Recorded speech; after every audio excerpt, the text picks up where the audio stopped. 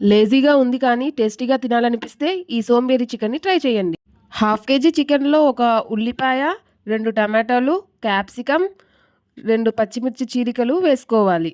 ఉప్పు, కారం, ధనియాల పొడి, చికెన్ మసాలా, గరం మసాలా అన్నీ 1 టేబుల్ స్పూన్ వేసుకోవాలి. అల్లం వెల్లుల్లి పేస్ట్ 1.5 స్పూన్ వేసుకుని ఇప్పుడు మంచిగా మిక్స్ చేసుకుని పక్కన పెట్టుకుందాం. కడాయిలో ఆయిల్ వేసుకుని హీట్ అయ్యాక కరివేపాకు, మిక్స్ చేసుకున్న చికెన్, కస్తూరి మేతి 1 స్పూన్ వేసుకుని మంచిగా కలిపేసి సిమ్లో పెట్టుకుని క్లోజ్ చేసుకోవాలి.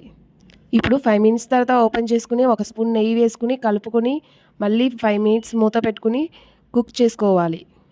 ఇప్పుడు ఇంకా హాఫ్ కప్ కొత్తిమీర తరుగు వేసుకుని మిక్స్ చేసుకుని సర్వ్ చేసుకోవడమే. ఎంతో tasty and easy somberi chicken ready. ఈ రెసిపీ మీకు నచ్చినట్టయితే లైక్ చేయండి, షేర్ చేయండి, కమెంట్ చేయండి, సబ్స్క్రైబ్ చేయడం మర్చిపోకండి. బాయ్ ఫ్రెండ్స్, మళ్ళీ ఇంకో వీడియోలో కలుద్దాం.